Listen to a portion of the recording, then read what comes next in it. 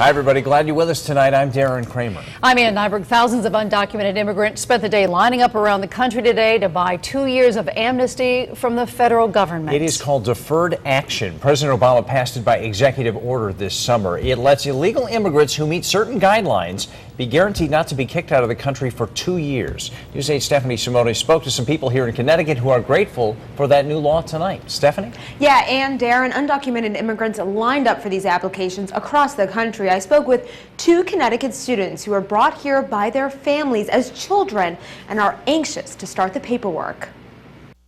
So these are the books. Not many people would be eager to crack into these clunkers at Fairfield University. I'm excited for those classes.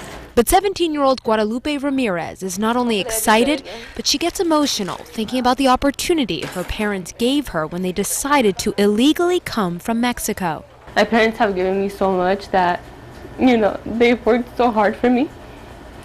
So being able to pay back everything they did, it just feels good. She was just 4 years old and doesn't remember the journey. Now, with a new federal initiative, Ramirez can apply for deferred action for 2 years, keeping her safe from deportation. I wasn't that scared, but I knew that I had to be careful because someday, people, like the police could come.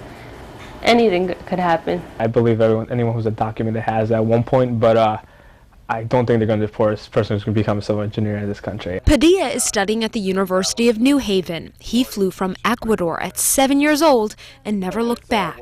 I was excited to come to the United States, but I was sad because I left my uncle there. There's nearly 2 million people like Padilla and Ramirez in the country. They lined up for applications in California and Illinois. To qualify, you have to be under 31, have come to the U.S. before age 16, no felony convictions, and you have to be a student with a high school diploma, military service, or a GED, and have identification. This will give us an opportunity to show our talents, show what we could do with when someone gives us opportunities to succeed. I'm really happy. Tears of joy, right? Yes.